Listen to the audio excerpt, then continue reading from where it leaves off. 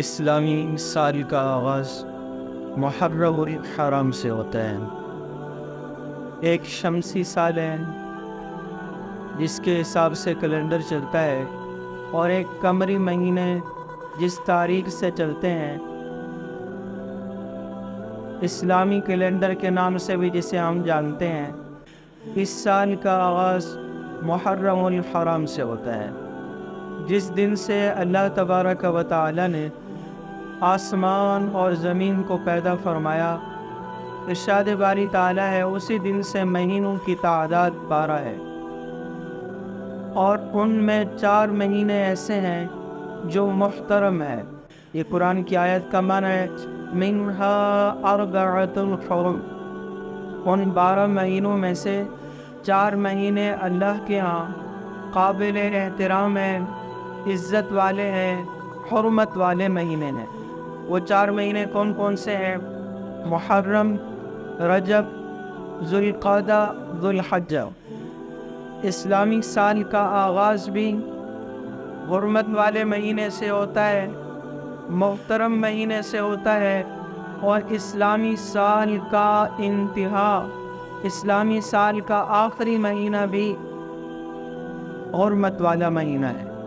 شروع ہوا ہے محرم الحرام سے، جو حرمت والا مہینہ ہے، اور اس کی انتہا، اس کا آخر ذوالحجہ ہے، وہ بھی حرمت والا مہینہ ہے۔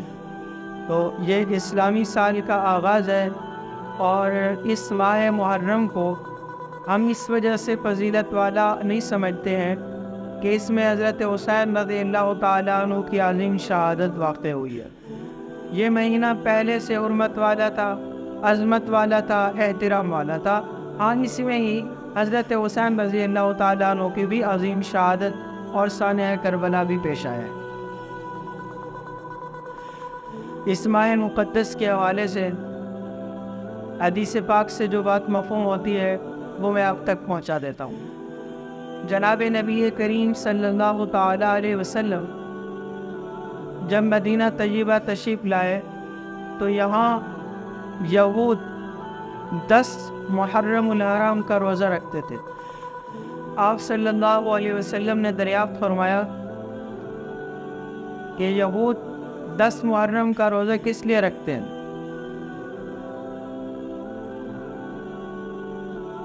تو معلوم ہوا کہ یہود یہ سمجھتے ہیں کہ اللہ تعالیٰ نے حضرت موسیٰ علیہ السلام کو اور بنی اسرائیل کو 10 محرم الحرام ہی کو فرعون کے مظالم سے نجات عطا فرمائی، تو اس شکرانے کے طور پر وہ روزہ رکھتے ہیں۔ تو جناب نبی کریم صلی اللہ علیہ وسلم نے فرمایا، ہم موسیٰ علیہ السلام کو زیادہ ماننے والے ہیں، ہم اس بات کا حق رکھتے ہیں کہ ہم بطور شکرانے کے اس دن روزہ رکھیں۔ اور جناب نبی کریم صلی اللہ تعالیٰ علیہ وسلم اس بات کا حکم فرمایا کہ 10 محرم الحرام کا روزہ رکھا جائے، البتہ ساتھ یہ بھی فرمایا کہ یہود کی مشابہت اختیار نہ کی جائے، اس کے ساتھ 9 محرم الحرام کا بھی روزہ رکھا جائے، یا اس کے ساتھ 11 محرم الحرام کا بھی روزہ رکھا جائے۔ تو گویا محرم الحرام میں ایک چیز جو ہم سب کو معلوم ہو گئی ہے وہ روزے کے متعلق ہے کہ نفل روزہ ہے، جس کو اللہ تعالیٰ توفیق عطا فرمائے تو وہ نفل روزہ ہے، وہ رکھ سکتا ہے۔ اس کے ساتھ ساتھ محرم الحرام میں ہم جناب نبی کریم صلی اللہ علیہ وسلم کے خاندان کا تذکرہ بھی پڑھتے ہیں۔ ایک حدیث میں جناب نبی کریم صلی اللہ علیہ وسلم نے حکم دیا، علموا اولادکم 3 خصال، اپنی اولادوں کو 3 باتوں کی تعلیم دو۔ 3 باتیں ان کی تربیت میں خاص طور پر خیال رکھو۔ سب سے پہلی بات فرمایا علموا القرآن، اپنی اولادوں کو قرآن کریم کی تعلیم دو۔ قرآن کی تعلیم دو گے تو آپ کی اولاد پہچان پائے گی اپنی زندگی کے مقصد کو، آپ کی اولاد سمجھ پائے گی اس کائنات کی حقیقت۔ اگر قرآن کی تعلیم سے بہرہ نہ ہوئی آپ کی اولاد، قرآن کی تعلیم سے محروم رہی، تو وہ سمجھ نہیں پائے گی کہ اس کائنات کی حقیقت کیا ہے، انسان کو زندگی کیوں ملی ہے، اور انسان دنیا میں کس لیے آیا ہے، اور اس کا انتہا کیا ہے، تو وہ اپنی حقیقت سے بھی خالی رہ جائیں گے۔ اس لیے فرمایا علم القرآن، سب سے پہلا کام یہ کرو، اپنی اولادوں کو قرآن کی تعلیم دو، سکھاؤ کہ اللہ تعالیٰ نے جو آپ کے لیے کتاب اتاری ہے، اس کتاب ہدایت سے پورے طریقے سے واقف کراؤ اپنی اولادوں۔ دوسری بات فرمایا انہیں میری محبت سکھاؤ، حبی، جناب نبی کریم صلی اللہ علیہ وسلم کی محبت ہوگی تو ایمان ہوگا۔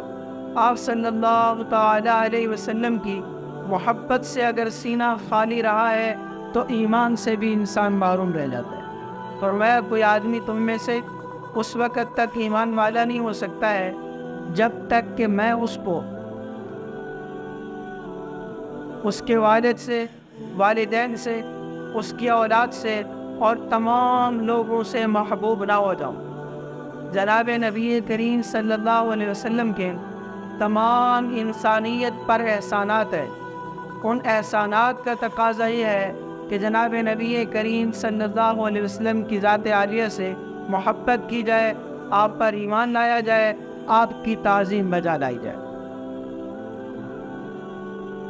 تیسری چیز فرمایا وحب اہل بیتی، اپنے گھر والوں کو، اپنی اولاد کو میرے اہل بیت کی محبت بھی سکھاؤ۔ جیسے نبی سے محبت کی جاتی ہے ایسے نبی کے خاندان سے بھی محبت کی جاتی ہے۔ آسان لفظوں میں ہم کہہ سکتے ہیں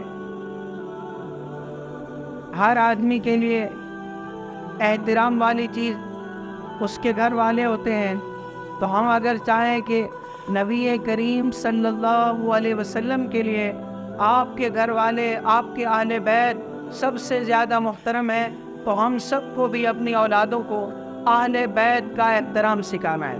اہل بیت کون ہے، یہ بنیادی بات ہے جو ہم سب کو معلوم ہونی چاہیے۔ اہل البیت، گھر والے، گھر والے کون ہوتے ہیں؟ سب سے پہلے آپ صلی اللہ علیہ وسلم کی ازواج مطہرات رضوان اللہ علیہن اجمعین، سیدہ خدیجہ رضی اللہ تعالیٰ عنہ سے لے کر سیدہ عائشہ رضی اللہ تعالیٰ عنہ تک تمام ازواج مطہرات، تمام اہل ایمان کی میں ہیں۔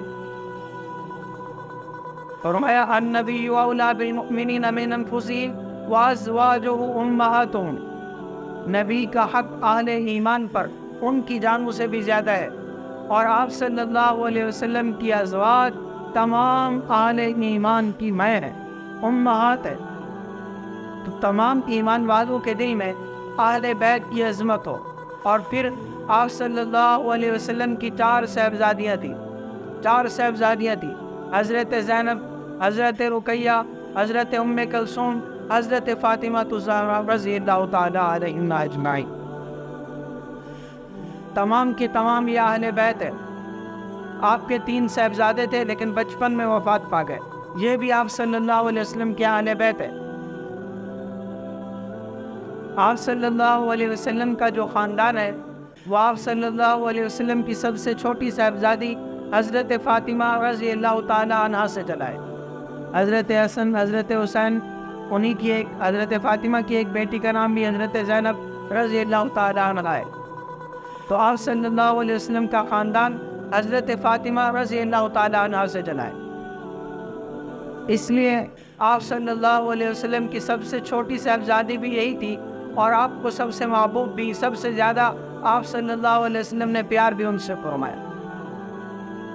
میں سمجھانے کے لیے ایک بات ذکر کرتا ہوں، نگاہ نبوت کا اثر یہ تھا، ایک مرتبہ بھی کسی ایمان والے پر آپ صلی اللہ علیہ وسلم کی نگاہ پڑ گئی ہے، اللہ کی قسم وہ تمام لوگوں سے افضل اور اعلیٰ بن گیا ہے۔ ایک مرتبہ بھی صاحب ایمان پر آپ کی وہ جو نگاہ پڑی ہے، محبت کی، شفقت کی، ایمان والے پر، اس کا اثر یہ ہوا کہ وہ تمام لوگوں میں سب سے زیادہ عزت والا بن گیا۔ تو کیوں نہ ایسا ہو، جس بیٹی نے پتہ نہیں کتنے مرتبہ اپنے والد کے کندھوں پہ سواری کی ہو، کتنی مرتبہ اپنے والد کا بوسہ لیا ہو، اور والد نے ان کا بوسہ لیا ہو، جس نے اپنے رسول اللہ صلی اللہ علیہ وسلم کو ابا جان کہہ کر مخاطب کیا ہو، ابھی کہہ کر کہا ہو، اس سے زیادہ افضل ہو اور کون ہو؟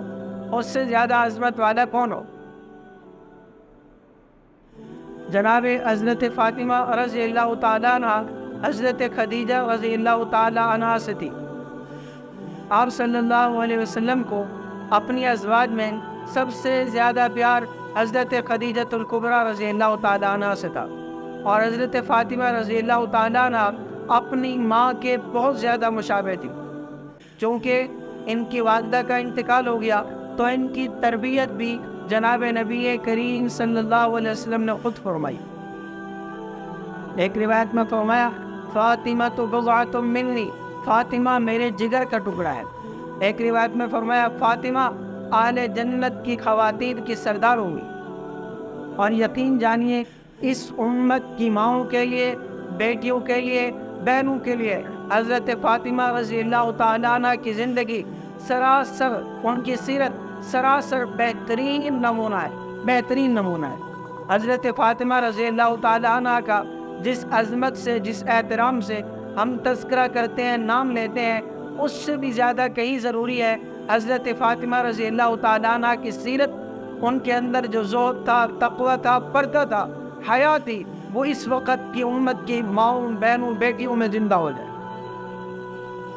حضرت فاطمہ رضی اللہ تعالیٰ عنہ کی زندگی بہت خوبصورت زندگی ہے۔ آپ کا نکاح حضرت علی المرتضیٰ رضی اللہ تعالیٰ عنہ سے ہوا۔ یہ بھی ایک بڑی دلچسپ بات ہے، آپ صلی اللہ علیہ وسلم نے جتنے بھی نکاح فرمائے ہیں اللہ کی امر سے ہوئے ہیں، اللہ کے اذن سے ہوئے ہیں، لیکن اس کے باوجود بھی جب حضرت فاطمہ رضی اللہ تعالیٰ عنہ کے نکاح کی باری آئی، حضرت علی رضی اللہ تعالیٰ عنہ حجاب کرتے تھے کہ میں آپ صلی اللہ علیہ وسلم سے کیسے بات کروں۔ صحابہ کرام نے، ابو بکر نے، عمر رضی اللہ تعالیٰ عنہ نے، حضرت عبد الرحمن بن عوف رضی اللہ تعالیٰ عنہ نے حضرت علی رضی اللہ تعالیٰ عنہ کو مشورہ دیا، تیار کیا کہ جاؤ اور آپ صلی اللہ علیہ وسلم کے سامنے رشتے کا آپ اظہار کرو کہ میں رشتہ لینا چاہتا ہوں۔ حضرت علی رضی اللہ تعالیٰ عنہ جب گئے، حضرت فاطمہ رضی اللہ تعالیٰ عنہ کے حوالے سے بات کی تو آپ صلی اللہ علیہ وسلم نے فرمایا انشاءاللہ، اور آپ گھر تشریف لے گئے اور اپنی صاحبزادی حضرت فاطمہ رضی اللہ تعالیٰ عنہ سے جا کر باقاعدہ اجازت لی ہے، اے فاطمہ آپ کے لیے حضرت علی کا رشتہ آیا ہے۔ یہ ایک بڑا اہم پیغام ہے، بڑا اہم پیغام ہے امت کے لیے کہ تم اپنی بیٹیوں کو جب رشتہ دیتے ہو، رشتہ طے کرتے ہو، تو اپنی بیٹیوں سے، بہنوں سے ان کی رضا مندی معلوم کیا کرو، ان کی رضا کے ساتھ ان کے رشتے طے کیا کرو، ان کی اجازت کے ساتھ ان کا نکاح کیا کرو۔ حضرت علی رضی اللہ تعالیٰ عنہ کا حضرت فاطمہ رضی اللہ تعالیٰ عنہ سے نکاح ہوا۔ آپ صلی اللہ علیہ وسلم اپنی صاحبزادی کے گھر تشریف لے جاتے، کئی مرتبہ ایسا ہوتا حضرت فاطمہ رضی اللہ تعالیٰ عنہ اپنے والد کے ہاں خود تشریف لے آتی۔ عجیب بات یہ تھی کہ جب بھی جناب نبی کریم صلی اللہ علیہ وسلم حضرت فاطمہ رضی اللہ تعالیٰ عنہ کے پاس جاتے، حضرت فاطمہ رضی اللہ تعالیٰ عنہ اپنے والد کے احترام پہ کھڑی ہو جاتی تھی، اٹھ کے ملتی تھی۔ تو یہ تو کوئی عجیب شاید نہ لگے کہ بیٹی اپنے والد کے احترام میں کھڑی ہو جائے، لیکن حضرت فاطمہ رضی اللہ تعالیٰ عنہ جب بھی آپ صلی اللہ علیہ وسلم کے پاس تشریف لاتی، آپ بھی اپنی بیٹی کے استقبال کے لیے کھڑے ہو جاتے، کھڑے ہو جاتے۔ آپ صلی اللہ علیہ وسلم حضرت فاطمہ رضی اللہ تعالیٰ عنہ کے ساتھ اس قدر دلجوئی فرماتے تھے۔ ایک دفعہ حضرت فاطمہ رضی اللہ تعالیٰ عنہ تندور میں روٹیاں لگا رہی، آپ صلی اللہ علیہ وسلم نے فرمایا آج فاطمہ ایک روٹی مجھے دو، میں لگا دو۔ آپ صلی اللہ علیہ وسلم نے اپنے ہاتھوں سے تندور میں ایک روٹی لگائی، جو دوسری روٹی حضرت فاطمہ رضی اللہ تعالیٰ عنہ نے لگائی وہ تو تیار ہوگی، پک گئی، اور جو جناب نبی کریم صلی اللہ علیہ وسلم کے مبارک ہاتھوں سے لگی تھی وہ نہ تیار ہوئی۔ حضرت فاطمہ رضی اللہ تعالیٰ عنہ کہنے لگی ابا جان باقی روٹیاں تیار ہو گئی، جو آپ نے اپنے ہاتھوں سے روٹی لگائی تھی وہ ابھی تک تیار نہیں ہوئی۔ تو آپ صلی اللہ علیہ وسلم نے فرمایا فاطمہ اسے نکال لو، اس لیے کہ جسے محمد صلی اللہ علیہ وسلم کے ہاتھ لگ گئے ہیں اسے آگ نہیں جلاتی ہے، اسے آگ نہیں کچھ کہہ سکتی ہے۔ تو حضرت فاطمہ رضی اللہ تعالیٰ عنہ کے ساتھ نبی کریم صلی اللہ علیہ وسلم کی قربت کا عالم یہ تھا۔ ایک دفعہ آپ صلی اللہ علیہ وسلم حضرت فاطمہ رضی اللہ تعالیٰ عنہ کے گھر تشریف لے گئے۔ بیٹی کے گھر جانا چاہیے نا، مسئلہ پتہ ہونا چاہیے، بیٹی کے گھر جانا چاہیے، اس کی خیر خبر لینی چاہیے۔ میرا معاشرہ یہ کہتا ہے، حال یہ بن گیا ہے، بیٹی کے گھر پانی کا گلاس نہیں پیتے ہیں، بہن کے گھر پانی کا گلاس نہیں پیتے ہیں، ویسے اس کی میراث ساری کھا جاتے ہیں۔ پانی کا گلاس پینا سمجھتے ہیں شاید حرام ہے، میراث میں بہن کو حصہ نہیں دیتے ہیں۔ آپ صلی اللہ علیہ وسلم حضرت فاطمہ رضی اللہ تعالیٰ عنہ کے یہاں تشریف لے گئے۔ آپ نے فرمایا فاطمہ علی کہاں ہے؟ حضرت فاطمہ رضی اللہ تعالیٰ عنہ نے عرض کیا ابا جان ہماری آپس میں کچھ بات ہوئی ہے، وہ ناراض ہو کے گئے ہیں، لگتا ہے مسجد میں ہی گئے ہوں گے۔ آپس میں بات ہو جاتی ہے نا، میاں بیوی آپس میں بات ہو جاتی ہے، لیکن اس بات کو طول نہیں دینا چاہیے۔ اب والد ہے وہ سن رہا ہے، بیٹی کہہ رہی ہے ابا جان میری اور حضرت علی رضی اللہ تعالیٰ عنہ کی بات ہوئی ہے، ناراضگی ہو گئی ہے۔ حضرت علی رضی اللہ تعالیٰ عنہ اٹھ کے چلے گئے۔ اور ہمارا معاشرہ کیا ہوتا ہے، چھوٹی سی بات ہوئی ہے، اچھا تجھے اس نے ڈانٹا ہے، اس کی جرت کہ تجھے اس نے ایسے کہا ہے، بس چل میرے ساتھ اپنے گھر، دیکھی جائے گی بعد میں۔ اور روز طلاقوں کا انسان سنتا رہتا ہے، اے روز معاشرے میں طلاق، اے روز معاشرے میں یہ فسانے پیش آ رہے۔ ابھی بھی میرے موبائل میں کسی نے فتویٰ بھیجا ہوا ہے، عدالت سے طلاق لیا ہے، طلاق ہو گئی ہے کہ نہیں ہو۔ یہ ہمارا معاشرہ ہے، یہ ہمارا معاشرہ ہے۔ چھوٹی چھوٹی باتوں کو برداشت کرنا نہیں آیا۔ میں سمجھانے کے لیے کہہ رہا ہوں، کس کی بیٹی بتا رہی ہے میرے ساتھ میرے خان کی ناراضگی ہوئی ہے؟ کائنات کے سردار کی، رحمت للعالمین صلی اللہ علیہ وسلم کے، اللہ کی قسم جن کی شان بیان ہی نہیں ہو سکتی ہے۔ وَرَفَعْنَا لَكَ ذِكْرَكَ، اے میرے محبوب تیرا ذکر، تیری شان میں نے بلند کر دی ہے۔ اللہ جس کی شان بلند کر دے اس کی شان کا کیا تذکرہ ہے؟ جس کو اللہ تعالیٰ کہہ دے رحمت للعالمین، وہ سن رہے ہیں۔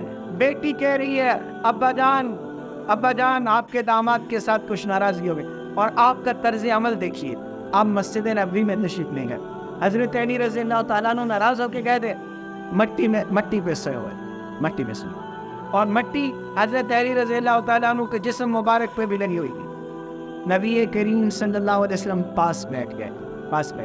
حضرت علی رضی اللہ تعالیٰ عنہ کو جو جسم پہ کپڑوں پہ مٹی لگی تھی، اپنے مبارک ہاتھوں سے اسے جھاڑ رہے تھے، اپنے ہاتھوں سے اسے جھاڑ رہے تھے، اور آپ فرما رہے تھے قم یا ابت تراب، قم یا ابت تراب، اے مٹی والے کھڑے ہو جاؤ، اب کھڑے ہو جاؤ۔ اب تراب ہاتھ والا، مٹی والا۔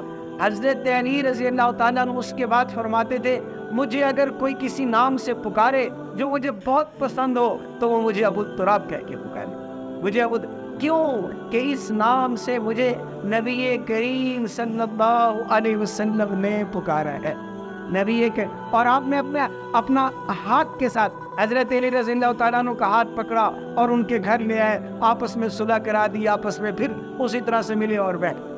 یہ ہمیں تعلیم دی جا رہی ہے، آپ کی زندگی یہ نمونہ ہے، اسوہ ہے، امت کے لیے سبق ہے۔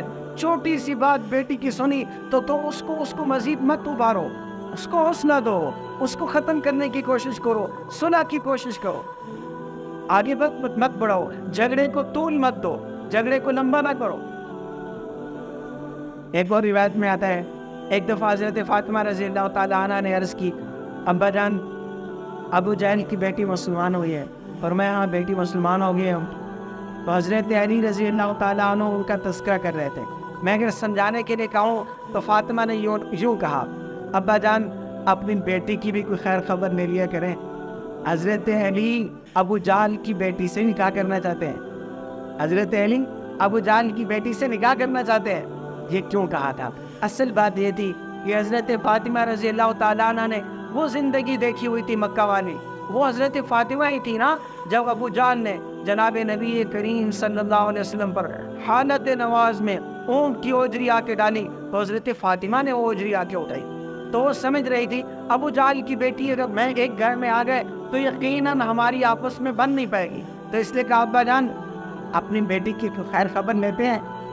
علی کہہ رہے ہیں میں نے ابو جہل کی بیٹی سے نکاح کرنا ہے، تو آپ صلی اللہ علیہ وسلم نے فرمایا ابو جہل کی بیٹی اور محمد رسول اللہ صلی اللہ علیہ وسلم کی بیٹی ایک گھر میں نہیں رہ سکتی، ایک گھر میں۔ حضرت علی نے نکاح کا ارادہ چھوڑا، اور جب تک حضرت فاطمہ رضی اللہ تعالیٰ عنہ کی زندگی رہی آپ نے اور نکاح نہیں فرمایا۔ ایک دفعہ جناب نبی کریم صلی اللہ علیہ وسلم جب مرض الوفات میں تھے، تکلیف زیادہ تھی، حضرت حضرت فاطمہ رضی اللہ تعالیٰ عنہ اپنے ابا جان کی خیریت معلوم کرنے کے لیے آئیں۔ جب حضرت فاطمہ رضی اللہ تعالیٰ عنہ آئیں تو آپ صلی اللہ علیہ وسلم اٹھ کے بیٹھ گئے۔ حضرت فاطمہ رضی اللہ تعالیٰ عنہ خیر خبر لے رہی تھی تو آپ نے کان میں حضرت فاطمہ رضی اللہ تعالیٰ عنہ کے کچھ بات نشاد فرمائی، تو حضرت فاطمہ رضی اللہ تعالیٰ عنہ رو پڑے۔ کچھ لمحہ گزرا، دیر گزری، پھر آپ نے حضرت فاطمہ رضی اللہ تعالیٰ عنہ کے کان مبارک میں کوئی بات کہی تو حضرت فاطمہ رضی اللہ تعالیٰ عنہ مسکرا پڑی۔ جب حضرت ابو مجلس ختم ہوئی تو ام المؤمنین حضرت عائشہ رضی اللہ تعالیٰ عنہ نے دریافت کیا فاطمہ ابا جان نے آپ سے کیا بات کی تھی؟ تو حضرت فاطمہ نے فرمایا امی جان دیکھا نہیں ہے، ابا جان نے بات کان میں کی تھی، جو بات کان میں کی جائے اس کا کیا مطلب ہوتا ہے؟ حضرت عائشہ خاموش ہو گئی، سمجھ گئی کہ یہ راز ہے، جب تک انسان زندہ رہے تو اس کا راز ہوتا ہے، اس کے راز کو آگے نہیں بیان کیا جاتا ہے۔ ہاں جب اس کا انتقال ہو جاتا ہے پھر اگر وہ بات بتا دی جائے تو اس میں کوئی حرج نہیں۔ جب جناب نبی کریم صلی اللہ علیہ وسلم اس دنیا سے پردہ فرما گئے تو ام المؤمنین حضرت عائشہ رضی اللہ تعالیٰ عنہ نے فرمایا اے فاطمہ تجھے میرے ماں ہونے کا جو حق ہے، تجھ پر میرا ماں ہونے کا جو حق ہے، اس حق سے پوچھتی ہوں، بتاؤ نبی کریم صلی اللہ علیہ وسلم نے جو آپ کے کان میں وہ راز کی بات کی تھی وہ کیا تھی؟ حضرت فاطمہ نے فرمایا الآن، ہاں اب بتا سکتی۔ فرمایا جب پہلی مرتبہ میری کان میں سرگوشی تھی تو آپ نے فرمایا ہے فاطمہ لگتا ہے میرا دنیا سے جانے کا وقت آنے کا وقت۔ بیٹی نے جب اپنے باپ کی وفات کا خبر سنی تو آنکھوں سے آنسو جاری کہنے لگی جب میں غمگین ہو گئی تھی، رو پڑی تھی، میرے والد نے ابا جان نے مجھے تسلی دینے کے لیے ایک جملہ فرمایا کہ بیٹی میرے جانے کے بعد، میرے دنیا سے رخصت ہو جانے کے بعد سب سے پہلے جو مجھ سے آ کے ملے گی وہ آؤ۔ اپنی وفات کی خبر سنی تو مسکرا پڑی، والد کی وفات کی خبر سنی تو آنکھوں سے آنسو جاری ہو گئے، اور اپنی وفات کا سنا تو خوش ہو گئی ہیں۔ جناب نبی کریم صلی اللہ علیہ وسلم کے دنیا سے پردہ فرما جانے کے بعد حضرت فاطمہ رضی اللہ تعالیٰ عنہ صرف 6 ماہ تک زندہ رہی، 6 ماہ تک، اور ان 6 ماہ میں کبھی کسی نے حضرت فاطمہ رضی اللہ تعالیٰ عنہ کو مسکراتے ہوئے نہیں دیکھا، کبھی کسی نے۔ ہاں حضرت فاطمہ کا پردہ کیسا تھا میں نے عرض کیا، پوری امت کی ماؤں کے لیے، بہنوں کے لیے، بیٹیوں کے لیے حضرت فاطمہ رضی اللہ تعالیٰ عنہ کی زندگی اور سیرت بہترین نمونہ ہے جس کے اقتداء کی ضرورت۔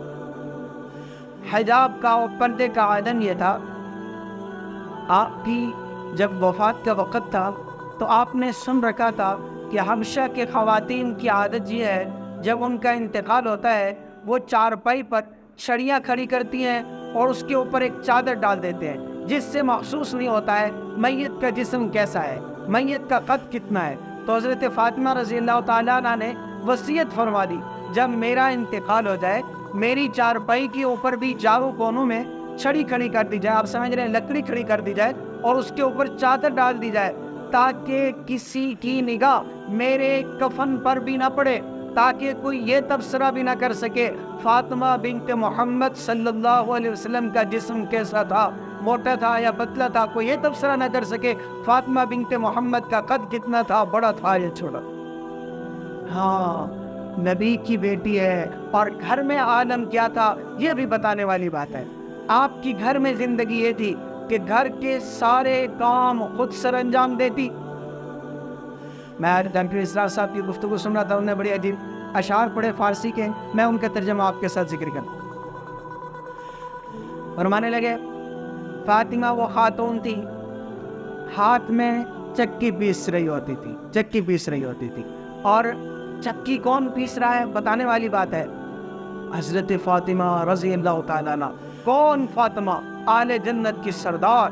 کون فاطمہ؟ جناب نبی کریم صلی اللہ علیہ وسلم کی لخت جگر۔ وہ اپنے گھر کے کام خود کرنا سعادت سمجھتی ہیں، سعادت سمجھتی۔ چکی پیسنا کوئی آسان کام تھا؟ چکی پیس رہی ہیں اور زبان پہ اللہ کا قرآن ہے، اور قرآن، ہاں یہ تھی تربیت کا اثر۔ جب قرآن زبان پہ تھا اور وہی غذا بچوں کے پیٹ میں جاتی تھی، تبھی تو حسین اللہ کے لیے، اللہ کی خوشنودی کے لیے پورے گھر کی قربانی دینے کے لیے تیار تھا نا۔ آج اگر میں کہوں اللہ کے لیے جھوٹ چھوڑ دے، زندگی بھر عزم کر لو، میں نے اپنے رب کی خوشنودی کے لیے جھوٹ نہیں بولنا ہے، میں نے اپنے رب کی خوشنودی کے لیے کبھی دھوکے والی تجارت نہیں کرنی ہے، میں نے اپنے رب کی خوشنودی، اب تو یہ مطالبہ نہیں ہے کہ بیوی بچوں کو ذبح کرا دو، آپ سے تو مجھ سے تو یہ مطالبہ نہیں ہے جاؤ میدان میں نکلو اور سارے بچوں کو ذبح کرا ڈالو۔ ہم سے تو آسان مطالبہ ہے بھئی حلال کھاؤ، حلال کھاؤ۔ ہم سے تو آسان مطالبہ ہے بھی جھوٹ نہ بولو۔ ہم سے تو آسان مطالبہ ہے بھی سود کے قریب نہ جاؤ۔ اللہ نے تجارت حلال کر رکھی ہے، تجارت کے ذرائع ڈھونڈو، سود والی لعنت سے باز آ جاؤ۔ سود کی طرف جاؤ گے تو اللہ اور اللہ کے رسول صلی اللہ علیہ وسلم سے اعلان جنگ ہو، اعلان جنگ ہو۔ ہم سے تو مطالبہ یہ آسان ہے۔ وہ حضرت فاطمہ رضی اللہ تعالیٰ عنہ، گھر کی زندگی یہ ہے، مشکیزہ پانی کا خود بھر کے لاتی ہیں، خود آٹا گوندتی ہیں، خود روٹی بناتی ہیں، خود تندور میں آگ جلاتی ہیں، خود گھر میں جھاڑو لگا رہی ہیں، خود بچوں کے کپڑے سلائی ہو رہے ہیں، خود حضرت علی رضی اللہ تعالیٰ عنہ کی زرہ بنائی جا رہی ہے، خود حضرت علی رضی اللہ تعالیٰ عنہ کے کپڑے دھوئے جا رہے ہیں، سارے کام کیے جا رہے ہیں۔ میری بیٹی، میری بہن اگر گھر میں یہ کام کرے تو اس کے لیے اعزاز کی بات ہوتی ہے۔ کام کرنے کو اپنی بیٹی کے لیے عیب نہ سمجھا کرے، عیب نہ سمجھا کرے۔ یہ تو امہات المؤمنین کی سیرت ہے، یہ تو رسول اللہ صلی اللہ علیہ وسلم کے اہل بیت کی سیرت ہے۔ ایک دفعہ حضرت علی رضی اللہ تعالیٰ عنہ نے فرمایا، اے فاطمہ، اس دفعہ کہہ دیا ہے، کچھ غلام آئے ہیں، جاؤ اپنے ابا جان کے پاس اور ابا جان سے غلام لے لو، باندی لے لو۔ اتنے کام جو خود کرتی ہو، تھک جاتی ہو، مشقت برداشت کرتی ہو، تو ایک کام کرنے میں سہولت ہو جائے گی۔ کہہ دیا ہے، غلام آئے ہیں، ایک غلام لے لو۔ حضرت فاطمہ رضی اللہ تعالیٰ عنہ اپنے والد کی خدمت میں جاتی ہیں، دیکھتی ہیں کہ آپ مسجد نبوی میں تشریف فرمائے ہیں، آگے نہیں بڑھی، واپس چلیں گی۔ آپ صلی اللہ علیہ وسلم کی نگاہ پڑ گئی کہ حضرت فاطمہ تشریف لائی۔ آپ حضرت فاطمہ رضی اللہ تعالیٰ عنہ کے گھر تشریف لے گئے۔ پوچھا، بیٹی کیا بات تھی، کس لیے آنا ہوا؟ خود بتانے کی ہمت نہ ہوئی تو حضرت علی رضی اللہ تعالیٰ عنہ نے ساری بات بتائی۔ تو اس پر آپ صلی اللہ علیہ وسلم کا جو جواب تھا وہ امت کے لیے ایک بہترین سبق تھا۔ اے فاطمہ، چاہو تو تمہیں قیدی دے دو، غلام دے دو، باندی دے دو، چاہو تو تمہیں اس سے بہتر کلمات سکھا دو، چاہو تو تمہیں اس سے بہتر کلمات بتا دو، وہ کلمات پڑھ لو تو تمہارے لیے غلام اور قیدیوں سے بہت بہتر ہو، خادم سے بہت بہتر ہو، نوکر سے بہت بہتر ہو، نوکرانی سے بہت بہتر ہو تمہارے لیے، اس میں زیادہ تمہارے لیے نفع ہو۔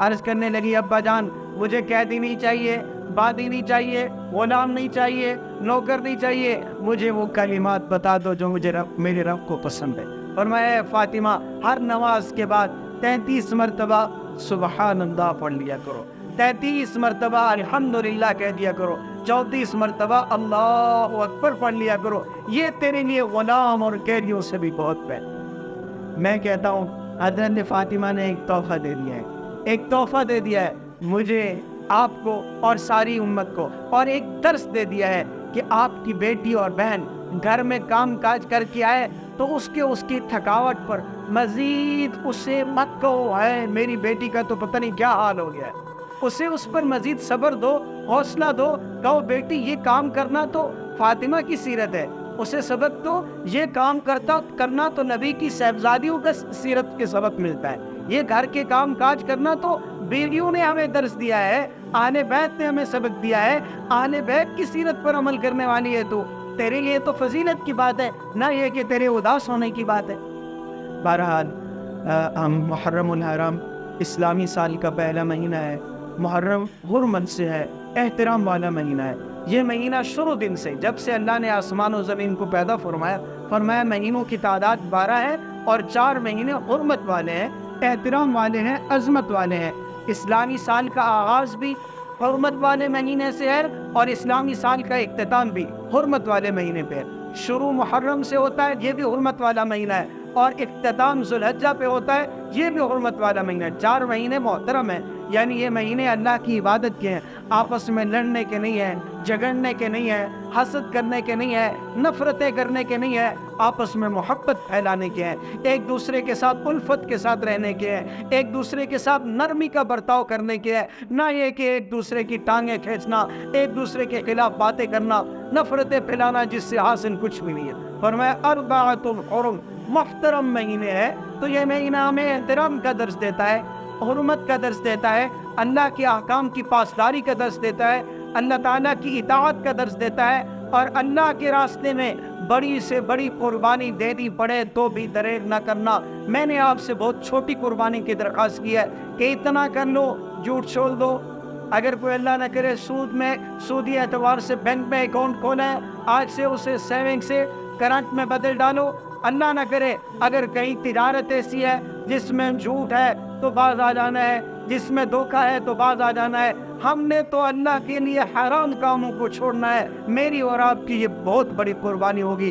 اللہ ہم سب کو اہل بیت رضوان اللہ علیہم اجمعین اور تمام صحابہ کرام رضوان اللہ علیہم اجمعین ان کی عقیدت محبت نصیب فرمائے اور ان کا صحیح معنوں میں اتباع نصیب فرما دے۔ وآخر دعوانا ان الحمد للہ رب العالمین۔